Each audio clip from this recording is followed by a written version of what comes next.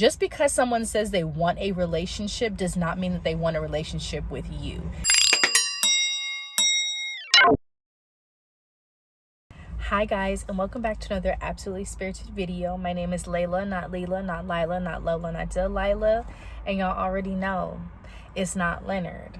Welcome back to episode 2 of Twenties Across the Board, and as you guys can tell by the title, we are going to be getting into dating. Just a disclaimer, before I get into the nitty-gritty of the video, I would just like to say this is not a video to bash dating, to talk about how dating is terrible and that there's piss in the dating pool, nothing like that. I feel like we need a little refresher, and always talking about the negative of what we already know does not give us any solution and strive for the positive. So that is the nature of this video. So before we jump into all that I want to discuss, I do want to get a general understanding of what dating is, and so I'm gonna post the definition somewhere in this video so we all can have an understanding of what dating I'm referring to, because people refer to dating as being in a relationship, people refer to dating as courting, and then people refer to dating as hanging out. I'm referring to dating in this video as looking for a potential partner, what I believe the true definition of dating to be. But before we jump in, make sure you guys like, comment, and subscribe. And don't forget to turn on your post notifications so you never miss when I upload. So first things first, I just want to say that dating is fun. Dating is supposed to be fun. Dating is fun. I don't care what anyone says. I don't care that you've had terrible experiences. I've had terrible experiences, and I still would classify and categorize dating as fun. I think because society is so skewed and what we're experiencing with dating is such a weird time right now, I personally think about dating as, what am I looking to get from this person or get out of this interaction? And so I've come up with like a first 3 date type of like criteria for me to gauge how I'm going to interact with this person, and if I want to continue interacting with this person to see if it blossoms into something beautiful. So for a first date, in my opinion, I would suggest going somewhere like a cafe, a coffee shop, juice bar, something like that. Something that doesn't require you to necessarily eat, but you can like walk around in the neighborhood or walk near the beach, walk near the park, wherever the establishment is. And I feel like this gives you insight on the person's conversation skills. Can they hold a conversation? Are they a good listener? What do they talk about? Where is their head at? How do they feel about certain things? I feel like that is the great environment to do so. And I've had success because the pressure is not on the man to feel like I'm going to gouge his wallet, and the woman doesn't feel like they have to give anything up because they're going to a coffee shop. Number 2 would be an active date. So this could be like a maze room, paintballing, rock climbing, arcade, anything that you would deem fun and active, go-kart racing. I feel like is a great second date, because this allows you to see if you're able to have fun with the individual, because I personally cannot be with somebody that I cannot have fun with.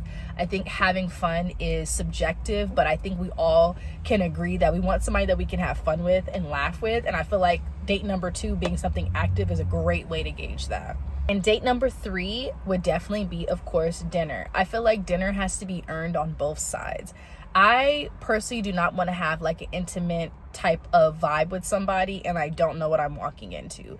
Because if you haven't noticed that if you go on a date and go to dinner and it's awkward, it's awkward. You guys are sitting across from each other. There's no like fluff like if you were going to the park and walking. Maybe you could change the subject by going down the slide, or if you're at an active date like K1 speed, like there's not room for really to make any comments that would be uncomfortable or weird.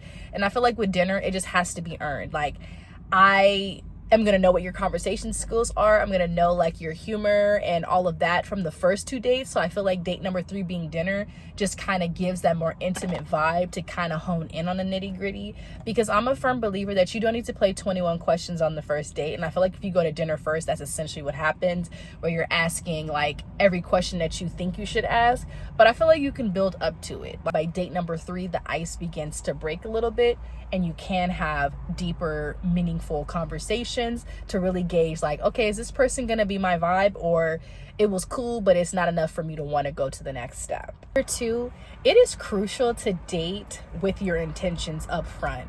Even if your intention is just to be physical, even if your intention is to be in a relationship, whatever it is, have it be upfront, because you don't want to waste your time and you also don't want to waste the time of others. And I get that some people will lie and keep certain things closed and behind wraps because they don't want to lose the potential connection. But if somebody's being honest with you and sharing, like, I'm looking for something more serious or I'm looking for something more casual, you can't hold that person hostage and say that they never told you. But if you're playing games and keeping things in the dark, then you have to accept the consequences that come with lying and omitting information that's useful to someone making an informed decision if they want to be with you. Just because someone says they want a relationship does not mean that they want a relationship with you. And that is how you have to navigate when it comes to dating, because a lot of times you'll say things like, I want marriage or I want children. And that doesn't mean that you want those things with the person that you're sharing that with. Now, of course, you want to be optimistic and think like, of course, if I can obtain these things with that person because it's God's will, God's way, this is the person that God wants me to be with, of course. But a lot of people are too caught up in their ego thinking that they are everybody's perfect match just because they want something that's long term. Number 3. There is a difference between affordable and reasonable dates, and there is a difference between show-off dates. And I'm talking about show-off dates, meaning these are places that you would go with somebody to showcase on social media. Me personally, I love a good affordable date where we can do multiple things in one night and not have the person that wants to take me out stressing over the bill. And I say this because a lot of people have been discussing and dialoguing about where a person chooses to take you. And in my book, as long as I ain't got to pay for my food and the food is good, I don't care. Because the discourse around the Cheesecake Factory honestly baffled me, because I thoroughly enjoy the Cheesecake Factory. For the most part, if someone is open to taking you out and they're budgeting to make sure that they can make the date nice, it may not be Mastro's, it may not be Fleming's, it may not be these high-end restaurants, but I feel like going to a steakhouse has to be earned.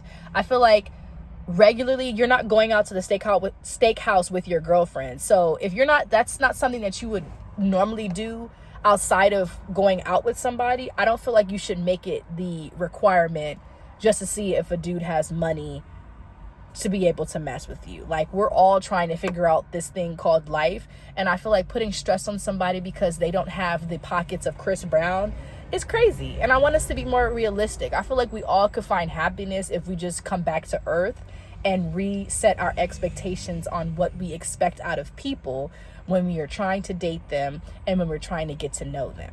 Number 4, make sure you decipher and determine how a person is going to fit in your life if they are.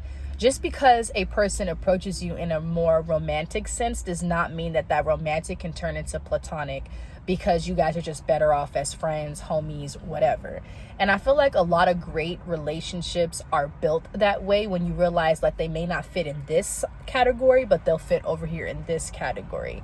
And I feel like those lines get blurred because a lot of people get physical too early. And I feel like being physical with somebody is going to be the easiest thing, but getting to know somebody is always the trial and tribulation. When you cloud your judgment based on getting physical with people too early on, you feel like you wasted your time because you're emotionally attached to this person now while also trying to figure them out. I don't like the way that feels, and I would rather lapse the time trying to get to know them as much as possible before sharing myself, because I'm just anxious and I feel like that's what I'm supposed to do if I'm taking a romantic interest in somebody. So let time reveal how this person is supposed to fit into your life. And I promise that would absolve a lot of the issues that people experience when they're dealing with new people, current people, revolving people, whatever the case may be. Number 5, I don't understand why we're not excited to like meet somebody new, like, and go out with somebody. I always get so excited when a guy asks me to go out because I get to do my hair, I get to pick out a cute outfit, I get to like experience somebody new. Like, that's always been like fun. And from what I've seen, people treat going on dates like a chore. It's like a hassle, it's a task. It doesn't seem fun anymore. It seems, so agonizing. And I enjoy from A to Z and like really spending the night or the day, whatever type of date you're going on with the person, to really see, like, I love meeting new people, as introverted as I am. But I do want companionship. I do want friendship. I do want somebody to call my own. I do want to experience somebody. And I feel like the excitement and the joy that comes with that has definitely died. And I just have a challenge for whoever's watching this video. If you are going on a date with somebody or you're asking somebody on a date, please look at it as this exciting new venture. Don't treat it as like, oh my God, what am I walking into? Like, don't lead with the negative, go in with the positive. I promise you it'll change how you view dating, because then you won't look at it as a problem. Number 6, if somebody isn't interested, no love lost, move on. There's no reason to be hateful. There's no reason to be bitter. There's no reason to feel any type of way, as long as the person is respectful of you and who you are as a person.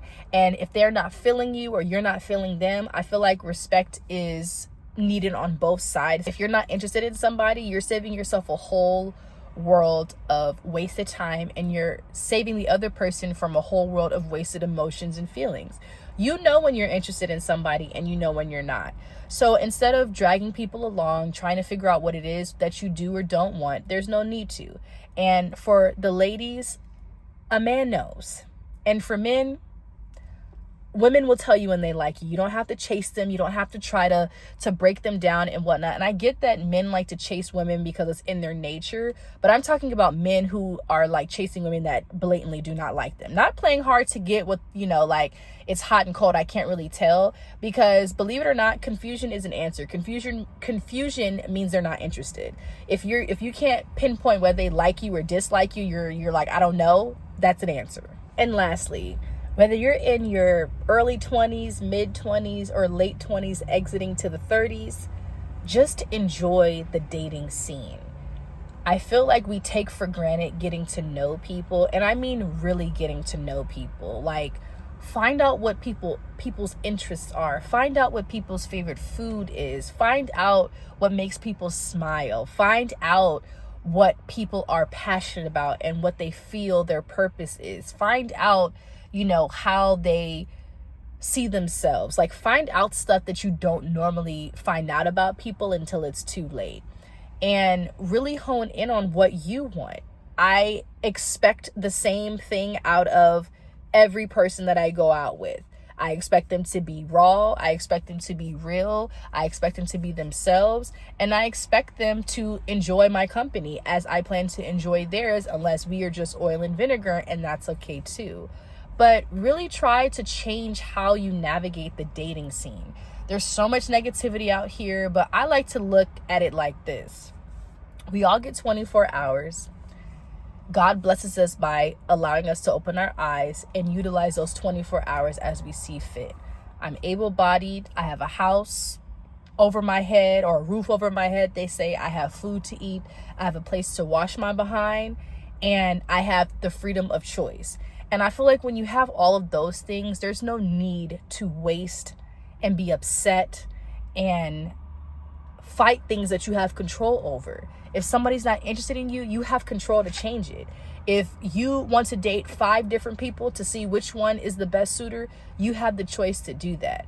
But the point is that we all need to be honest. We all need to be intentional. And we all need to be okay with whatever the outcome is. And I promise that would alleviate a lot of the issues that we as young people experience, because we really don't have anybody to talk to. We have our elders out here acting silly. We learn by trial and error. And I'm here to tell you, a lot of the things that we go through, we don't have to learn by experience. We can learn by observing and learning from others. And I really want that to be something that us young people really do, because a lot of the stuff I've gone through has taught me a lot, but a lot of the stuff that I've seen other people go through has taught me a lot. And I really think that people need to start understanding that more, to understand that life could be easy. Like, what did Lauryn Hill say? It could all be so simple, but you rather make it hard. Yeah, a lot of us do that. Well, I hope this has changed somebody's viewpoint on dating. I hope this has given somebody some hope that the dating scene is not 100% dead by this mindset shift. But with all that being said, this is all I have for you guys today. Thank you guys so much for watching, and I'll see you guys in the next episode of 20s Across the Board. Bye.